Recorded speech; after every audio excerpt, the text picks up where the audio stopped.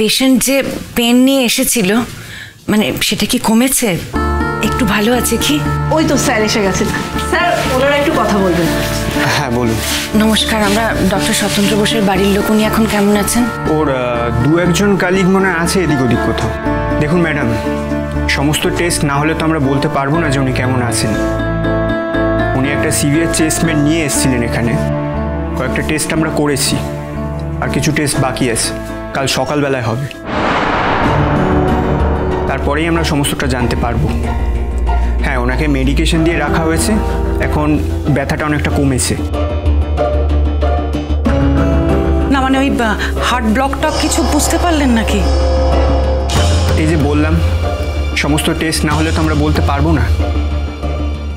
কয়েকটা টেস্ট এখনও করা বাকি রয়েছে।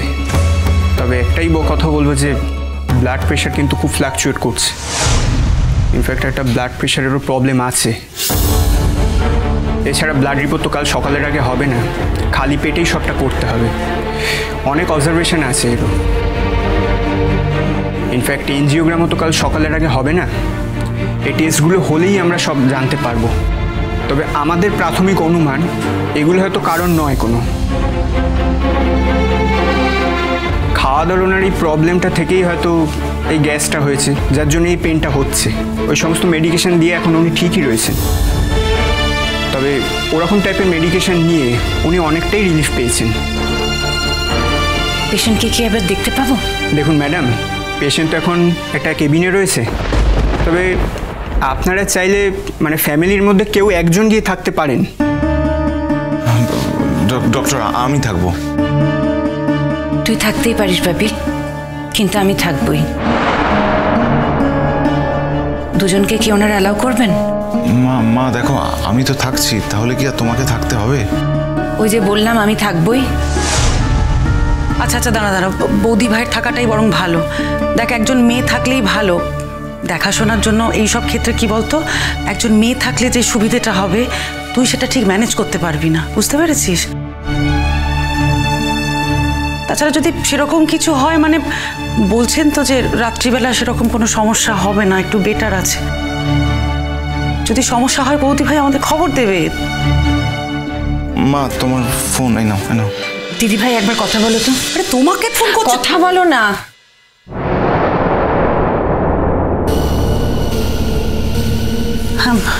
হ্যালো। হ্যাঁ, আমি বুড়ির ছোট কাকামণি বলছি। আপনি কে বলছেন? ও কাকামণি, আমি করছি বলছি, বলুন। ও করছি। দেখো, তোমরা বাড়ি পৌঁছচ্ছ কিনা সেই খবরটা নেবার জন্যই ফোনটা করেছিলাম আর কি। না আসলে আমরা তো এখনো বাড়ি আসতে পারিনি। ওই যখন গাড়িতে উঠতে যাচ্ছিলাম তখন খবর পেলাম নতুনদা খুব অসুস্থ হয়ে হসপিটালাইজড। তাই আমরা এখন হাসপাতালে এসেছি। ওমা, সে কি কথা? কোন হসপিটাল? ওই বেহালা হাসপাতালে। ও আচ্ছা, দাঁড়াও, আমরা খুব তাড়াতাড়ি চলে আসছি।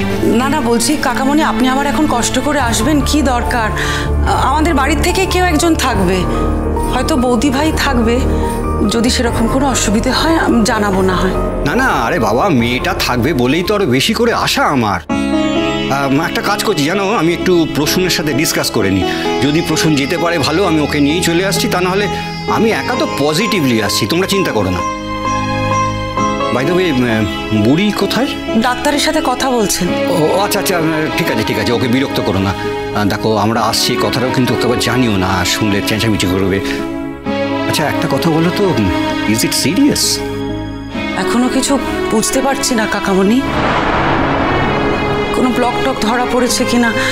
ডক্টর তো বলছেন কাল সকালের আগে নাকি কিছুই জানাতে পারবে না। মানে হতে পারে আবার গ্যাসের প্রবলেম, মানে কি যে হয়েছে ক্লিয়ার নয় আসলে। আচ্ছা, ঠিক আছে, দেখো, ডোন্ট ওয়ারি, আমরা তো আছি। আর চিন্তা করো না, কিছু করো, আমরা এক্ষুনি চলে আসছি। আমি তাই ভাবছিলাম যে এরকম একটা অনুষ্ঠানে স্বতন্ত্র এলো না, কোয়াইট আনইউজুয়াল। দেখো, সেই একটা বিপদ ঘটে গেল তো। আচ্ছা ঠিক আছে, শোনো, আমি এখন রাখছি, বেশি কথা বলছি না, তোমরা ব্যস্ত আছো। আমরা যত তাড়াতাড়ি সম্ভব চলে আসছি, ঠিক আছে? রাখছি কাকামণি। আচ্ছা ঠিক আছে। মানে আপনারা বলছেন যে পেশেন্টের কন্ডিশন কতটা সিরিয়াস এখন ঠিক বলা যাবে না, এটাই তো? শুনুন, যদি সেরকম কোনো প্রবলেম থাকে তাহলে ডক্টররা তো বসে থাকতেন না, ইমিডিয়েট একটা স্টেপ নেওয়া হতো। কিন্তু আমার মনে হয় সেরকম কোনো কারণ নয়। তবে এটাও ঠিক যে একটা হার্ট ব্লকেজও কিন্তু থাকতে পারে। ইসিজি এমআরআই সবটাই করা হয়েছে, কালকের আগে তো রিপোর্ট পাওয়া যাবে না, কালকেই সমস্তটা জানতে পারবো।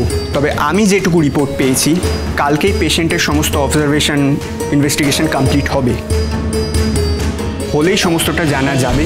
সেই ভিত্তিতেই ডিসাইড করা হবে যে ওকে এক্স্যাক্টলি কী করা হবে। ও ডাক্তারবাবু, ছেলেটা বাঁচবে তো? না, বলছি যে আজকালকার দিনে কত অল্প বয়সী ছেলেরাও দুমদাম হার্টের দোষে চলে যাচ্ছে, তাই জিজ্ঞেস করছি বাঁচবে তো? ঠিকঠাক বলুন তো। এসব কী কথা বলছেন আপনি? হ্যাঁ ঠাম্মি, চুপ করো। কি যে বলো না তুমি, তোমার কথা বলা কোনো ঠিক নেই, চুপ করো তো। একবার আমাকে দেখতে দেবেন? শুনুন, এখন তো রাত হয়েছে, আর এত রাতে আমরা কাউকে অ্যালাউ করব না। শুধুমাত্র যিনি থাকবেন তিনিই একমাত্র ভিতরে যেতে পারেন। আসি, থ্যাংক ইউ। বৌদি ভাই, তাহলে তুমি থাকছো তো? অবশ্যই আমি থাকবো। মা, তাহলে কি আমি সেক্ষেত্রে নিচে কোথাও থেকে যাব? দরকার নেই বাবা। আচ্ছা, তোমায় যদি থাকতে হয় তাহলে তো তোমার কিছু জিনিসপত্র লাগবে মা, তাই না? চিন্তা করিস না মিঠি, আমি বাড়ি যাচ্ছি তো, আমি জিনিসপত্র এনে মাকে দিয়ে দেবো, চিন্তা করিস না। ও, তোমরা তাহলে এখানেই আছো? হ্যাঁ দাদা, আমাদের উচিত ছিল আপনাকে একটা ফোন করে সবটা জানানো, কিন্তু আমাদের না মাথার থেকেই পুরো ব্যাপারটা বেরিয়ে গেছে। মানে এই খবরটা শোনার পর থেকে আমরা আসলে আসলে সর্বজিতা, আমি কি ভেবেছি বলো তো, তোমরা বোধহয় জানো, মানে খবরটা আগেই পেয়ে গেছো, আমরাও পেলাম তাই।